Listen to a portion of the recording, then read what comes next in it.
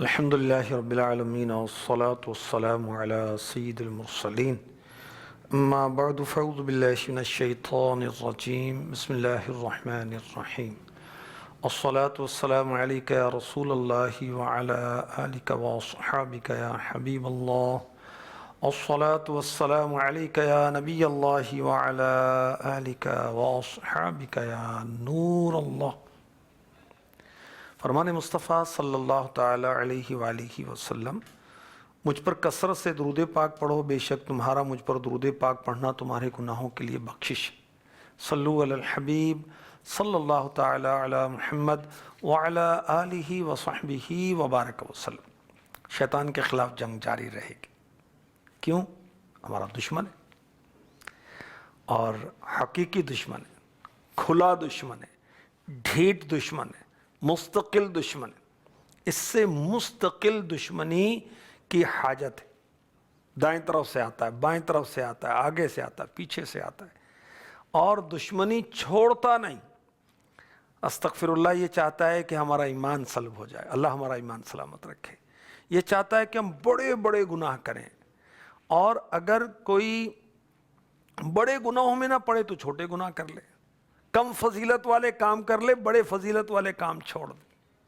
اور جان چھوڑتا نہیں ہے، بہت ہی ڈھیٹ، مکھی کو اڑائیں پھر آ جاتی ہے۔ یہ تو مکھی سے کہیں بڑھ کر ڈھیٹ ہے۔ مچھر کو اڑائیں، مچھر پھر آ جاتا ہے۔ یہ مچھر سے بھی ڈھیٹ ہے، بار بار حملے کرتا ہے، بار بار حملے کرتا ہے۔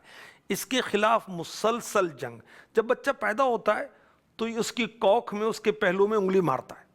وہ بچے کی رونے کے سبب بھی یہ بتایا گیا ہے۔ تو بہرحال شیطان پیدا ہوتے اور بچپن میں، پھر نوجوانی میں، جوانی میں، بڑھاپی میں، موت کے وقت بھی نہیں چھوڑتا۔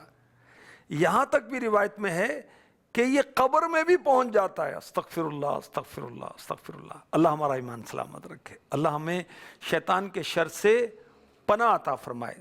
حضرت سیدنا عیسیٰ روح اللہ علی نبینا علیہ الصلاۃ والسلام نے شیطان کو دیکھا، کہیں جا رہا تھا، اس کے ہاتھ میں، ایک ہاتھ میں تھا شہد، ہنی، دوسرے ہاتھ میں راکھ تھی۔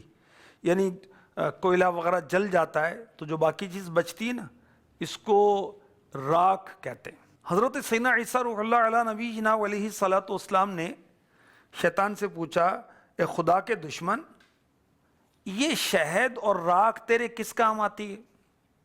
شیطان نے کہا، شہد تو غیبت کرنے والوں کے ہونٹوں پر لگاتا ہوں تاکہ وہ اور غیبتیں کریں، اور رہی راکھ، یہ میں یتیموں کے چہروں پر ملتا ہوں تاکہ لوگ یتیموں سے نفرت کریں۔ شیطان شہد اور راکھ لے کر جا رہا تھا، آپ نے سنا؟ شہد سے یہ غیبت کرنے والوں کے ہونٹوں کو مس کرتا ہے، ٹچ کرتا ہے اور لبریز کرتا ہے۔ تو غیبت شیطان کے ہاں پسندیدہ ہے، غیبت کرنے والوں سے شیطان خوش ہے، اللہ اس کا رسول ناراض ہے۔ اور یتیم، انسانوں میں یتیم وہ ہیں جن کا باپ فوت ہو جائے اور وہ نابالغ ہوں۔ جانوروں میں یتیم وہ ہے جس کی ماں فوت ہو جائے، ٹھیک ہے؟ تو یتیموں سے نفرت کرنا یہ شیطان کو پسند ہے، اور یہ شیطان کا چکر ہے۔ شیطان یہ چاہتا ہے کہ ہم یتیموں سے نفرت کریں۔ تو شیطان کن کو پسند کرتا ہے؟ غیبت کرنے والوں کو۔ تو پتہ چلا ہم نے غیبت نہیں کرنی، تاکہ شیطان خوش نہ ہو، کیونکہ شیطان کو ناراض کریں گے رحمان خوش ہوگا جل جلالہ، اس کے محبوب صلی اللہ علیہ وسلم راضی ہوں گے، خوش ہوں گے، دنیا اور آخرت میں نواز دیں گے۔ غیبت شیطان کا پسندیدہ کام۔ آئیے میں آپ کو اپنے پیر طریقت امیر اہل سنت کی کتاب سے غیبت کی تباہ کاریوں کی کچھ جھلکیاں پیش کرتا ہوں۔ غیبت ایمان کو کاٹ دیتی ہے، استغفر اللہ۔ غیبت برے خاتمے کا سبب ہے، اور شیطان بھی یہ چاہتا ہے کہ ہمارا ایمان برباد ہو۔ تو ہمیں اس لیے وہ غیبت میں لگا دیتا ہے، تیری میری کرتے رہیں، اور کبھی بچوں کی غیبت ہو رہی ہے، کبھی دوستوں کی غیبت ہو رہی ہے، کبھی پڑوسیوں کی غیبت ہو رہی ہے، کبھی خالہ کی غیبت، کبھی پھپھی کی غیبت، کبھی چچا کی غیبت، کبھی ماموں کی غیبت، اپنے ٹیچر کی غیبت، ٹیچر اپنے اسٹوڈنٹ کی غیبت، اور آفیسر اپنے سرونٹ جو ہیں، جو ماتحت ہیں، ان کی غیبت، وہ سیٹھ نوکروں کی غیبت۔ ارے بھائی کن کاموں میں پڑ گئے بھائی؟ غیبت کے خلاف جنگ جاری رہے گی۔ سنیں سمجھیں کہ غیبت کیا ہے۔ کسی مسلمان کی غیر موجودگی میں اس کی برائی بیان کرنا، جو اس کے سامنے بیان کی جاتی ہے اس کو بری لگتی، بیک بائٹنگ۔ تو غیبت یہ شیطان کا پسندیدہ کام ہے اور برے خاتمے کا سبب ہے۔ بکثرت غیبت کرنے والی کی دعا قبول نہیں ہوتی۔ غیبت سے نماز روزے کی نورانیت چلی جاتی ہے۔ غیبت سے نیکیاں برباد ہوتی ہیں۔ غیبت نیکیاں جلا دیتی ہے۔ غیبت کرنے والا توبہ کر بھی لے تب بھی سب سے آخر میں جنت میں داخل ہوگا۔ غیبت گناہ، کون سا گناہ؟ کبیرہ گناہ، بڑا گناہ ہے، قطعی حرام ہے، اور جہنم میں لے جانے والا کام ہے۔ یاد رکھیے غیبت بدکاری سے بھی زیادہ سخت ہے۔ استغفر اللہ، اگر اس کو گندے کام میں مبتلا ہو تو وہ پھر شرمندہ بھی ہوتا ہے، کچھ نہ کچھ احساس تو ہوتا ہے نا انسان کو۔ اور غیبت کرنے والوں کہتا ہے تو میں نے کیا کیا؟ استغفر اللہ۔ مسلمان کی غیبت کرنے والا سود سے بڑے گناہ میں گرفتار ہے۔ غیبت کو اگر سمندر میں ڈال دیا جائے، سی میں ڈال دیا جائے، تو سارا سمندر بدبودار ہو جائے، اس میں بیڈ اسمیل آ جائے۔ غیبت کرنے والے کو دوزخ کے اندر مردار کھانا پڑے گا، مردے کا گوشت کھانا پڑے گا۔ توبہ استغفر اللہ۔ غیبت مردہ بھائی کا گوشت کھانے کے مترادف ہے۔ غیبت کرنے والا عذاب قبر میں گرفتار ہوگا۔ غیبت کرنے والا تانبے کے ناخنوں سے اپنے چہرے اور سینے کو بار بار چھیل رہا تھا۔ غیبت کرنے والے کو اس کے پہلوؤں سے گوشت کاٹ کاٹ کر کھلایا جا رہا تھا۔ غیبت کرنے والا قیامت میں کتے کی شکل میں اٹھے گا۔ غیبت کرنے والا جہنم کا بندر ہوگا۔ غیبت کرنے والے کو دوزخ میں خود اپنا ہی گوشت کھانا پڑے گا۔ غیبت کرنے والا جہنم کے کھولتے ہوئے پانی اور آگ کے درمیان موت مانگتا دوڑ رہا ہوگا۔ دوزخی بھی اس سے تنگ اور بیزار ہوں گے۔ غیبت کرنے والا سب سے پہلے دوزخ میں داخل ہوگا۔ اللہ کی پناہ، اللہ کی پناہ، اللہ کی پناہ۔ اللہ تعالی ہمیں غیبت سے اور دیگر گناہوں سے بچائے۔ یہ کتاب بڑی زبردست ہے۔ غیبت کے ساتھ جھوٹ اور بہت ساری باتوں کی نشاندہی جو ہمارے لیے نقصان دہ چیزیں ہیں، اس کی نشاندہی بھی اس کتاب کے اندر موجود ہے۔ اس کو پڑھی تاکہ پتہ چلے غیبت کتنی وہ بری چیز ہے۔ تو شیطان کا پسندیدہ کام ہے غیبت، اور غیبت کرنے والوں سے شیطان اتنا راضی ہوتا ہے، اتنا خوش ہوتا ہے کہ ان کے ہونٹوں پر شہد لگاتا ہے۔ استغفر اللہ۔ اور راکھ جو ہے یہ یتیموں کے چہروں پر مل دیتا ہے تاکہ لوگ یتیموں سے نفرت کریں۔ یتیم سے نفرت نہیں کرنی چاہیے۔ اللہ توفیق دے تو یتیموں کی کفالت کریں۔ شیطان تو یہی چاہتا ہے کہ ہم یتیموں سے نفرت کریں، مگر رحمان اور حبیب رحمان عز و جل و صلی اللہ تعالی علیہ وآلہ وسلم کیا چاہتے ہیں؟ کہ ہم یتیموں سے محبت کریں، یتیموں پر خرچ کریں، یتیموں کو کھانا کھلائیں، یتیموں کی کفالت کریں۔ ہمارے آقا مکی مدنی مصطفیٰ صلی اللہ علیہ وسلم نے فرمایا، صحیح بخاری شریف کی حدیث پاک کا خلاصہ عرض کرنے چلا ہوں، میں اور یتیم کی کفالت کرنے والا جنت میں اس طرح ہوں گے۔ پھر اپنی شہادت اور بیچ والی انگلی کی طرف اشارہ کر کے ان کو کھول دیا۔ سبحان اللہ، کیا مقدر ہے اس کے جو جنت میں حضور کے ساتھ ہوگا صلی اللہ تعالی علیہ وآلہ وسلم۔ میرے آقا صلی اللہ علیہ وسلم نے فرمایا، اپنے یتیم یا کسی اور کے یتیم کی کفالت کرنے والا اور میں جنت میں اس طرح ہوں گے۔ پھر شہادت اور بیچ کی انگلی کی طرف اشارہ فرمایا۔ اپنا یتیم سے کیا مراد ہے؟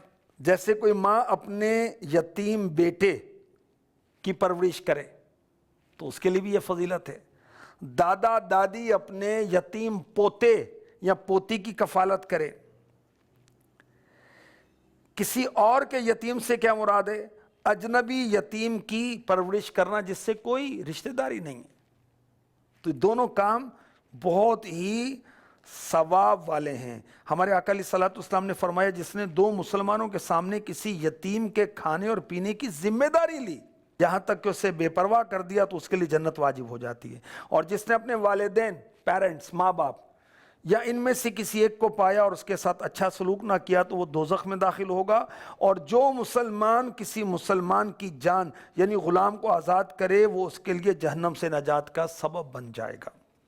ہمارے آقا صلی اللہ علیہ وآلہ وسلم نے یتیم کی پرورش کی ترغیب دلائی اور اس کے بارے میں ہمیں بتایا۔ ارشاد فرمایا کہ میں سب سے پہلے جنت کا دروازہ کھولوں گا مگر ایک عورت کو خود سے سبقت لے جاتے دیکھوں گا کہ وہ آگے جا رہی ہے۔ پوچھوں گا تجھے کیا ہوا؟ وہ عورت کہے گی میں ایک عورت ہوں اور وہ عورت ہوں جس نے خود کو اپنے یتیم بچوں کی پرورش کے لیے وقف کر دیا تھا۔ سبحان اللہ۔ میرے آقا صلی اللہ علیہ وسلم نے فرمایا جب کسی قوم کے دسترخوان پر کوئی یتیم بیٹھتا ہے تو شیطان ان کے دسترخوان کے قریب نہیں آتا۔ اللہ اکبر۔ اس کی خوش قسمتی کہ جس کے دسترخوان پر کوئی یتیم بچہ یا بچی شامل ہے اس دسترخوان میں شیطان نہیں آئے گا۔ جو شیطان سے تحفظ اور بچت اور جنگ کا طریقہ یہ ہے کہ ہم یتیموں کے ساتھ اچھا سلوک کریں۔ وہ یتیم ہمارا رشتہ دار ہو، بھائی، بھتیجا، بھانجا، پوتا، نواسا، نواسی وغیرہ، یا نہیں جاننے والا کوئی رشتہ داری نہیں ہے، اللہ اور اس کے رسول کی محبت میں اس کی پرورش کریں، اس کو کھانا کھلائیں، اس پر خرچ کریں تو انشاءاللہ الرحمن شیطان سے نجات ملے گی اور اللہ تعالی اور اس کے حبیب علیہ الصلاۃ والسلام کی رضا نصیب ہوگی۔ میرے آقا صلی اللہ علیہ وسلم نے ارشاد فرمایا مسلمانوں کے گھروں میں سے بہترین گھر وہ ہے جس میں یتیم کے ساتھ اچھا برتاؤ کیا جاتا ہو، اور بدترین گھر وہ ہے جہاں یتیم کے ساتھ برا سلوک کیا جاتا ہو۔ بہترین گھر کون سا؟ جس میں یتیم ہے اور اس کے ساتھ اچھا سلوک کیا جاتا ہے، اور بدترین گھر اس گھر کو قرار دیا جہاں یتیم تو ہے مگر اس کے ساتھ مس بیہیو کیا جاتا ہے، غلط سلوک کیا جاتا ہے۔ یتیم پر خرچ کرنے کی ترغیب قرآن پاک میں موجود۔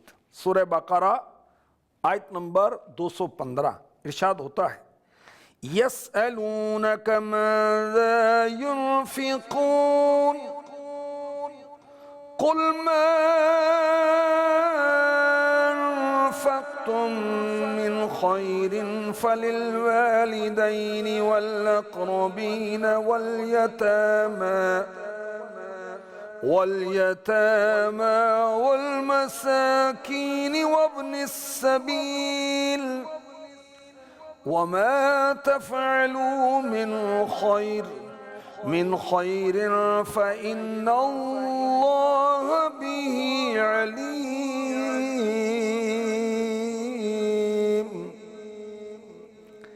تم سے پوچھتے ہیں کیا خرچ کریں؟ تم فرماؤ جو کچھ مال نیکی میں خرچ کرو تو وہ ماں باپ اور قریب کے رشتہ داروں اور یتیموں اور محتاجوں اور راہ گیر کے لیے ہے، اور جو بھلائی کرو بے شک اللہ اسے جانتا ہے۔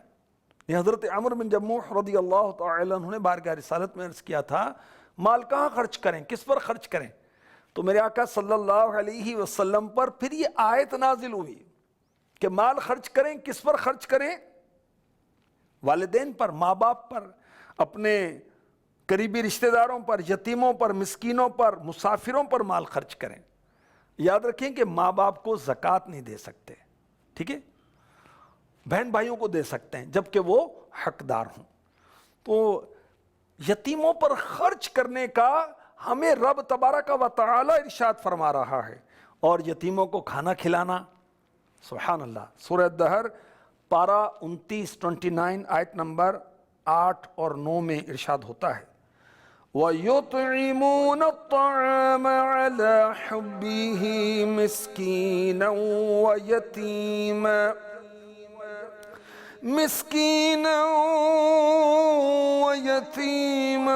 وَأَسِيرًا إِنَّمَا نُطْعِمُكُمْ لِوَجْهِ اللَّهِ لَا نُرِيدُ مِنْكُمْ جَزَاءً وَلَا شُكُورًا۔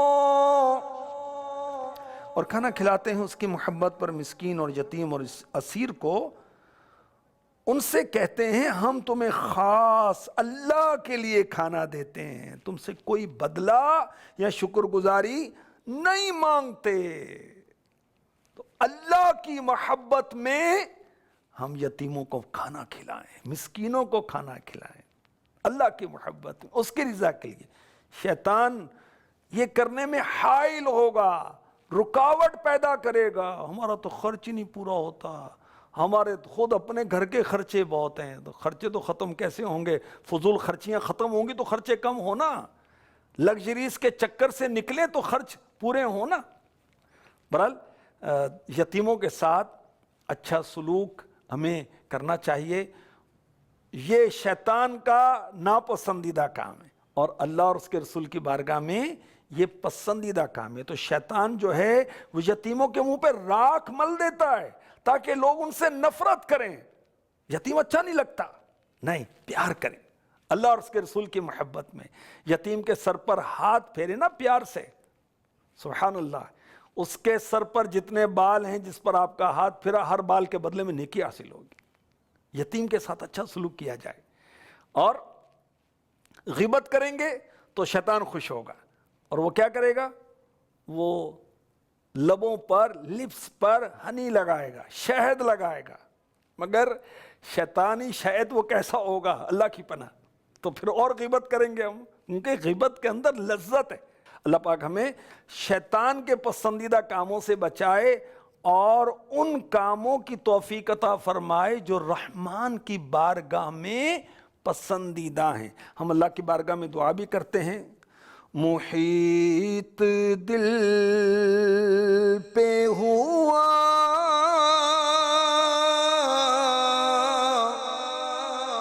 ہائے نفس امارا،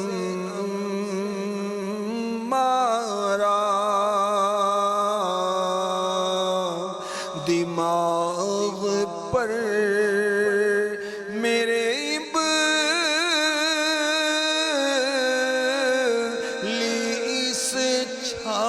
گیا یا رب، دماغ پر میرے ابلیس چھا گیا یا رب۔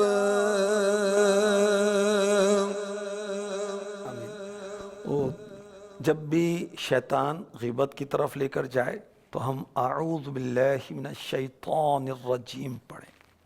جب بھی شیطان کسی یتیم سے نفرت دلائے اعوذ باللہ من الشیطان الرجیم پڑھیں اور یتیم کے ساتھ ہمدردی کریں۔ وہ رشتہ دار جو یتیموں کے مال کھا جاتے ہیں، وراثت میں حصہ نہیں دیتے، وہ بھی اللہ سے ڈریں۔ اللہ تعالی ہمیں شیطان سے بچائے اور اپنی پناہیں عطا فرمائے، آمین، بجاہ النبی الامین صلی اللہ تعالی علیہ وسلم۔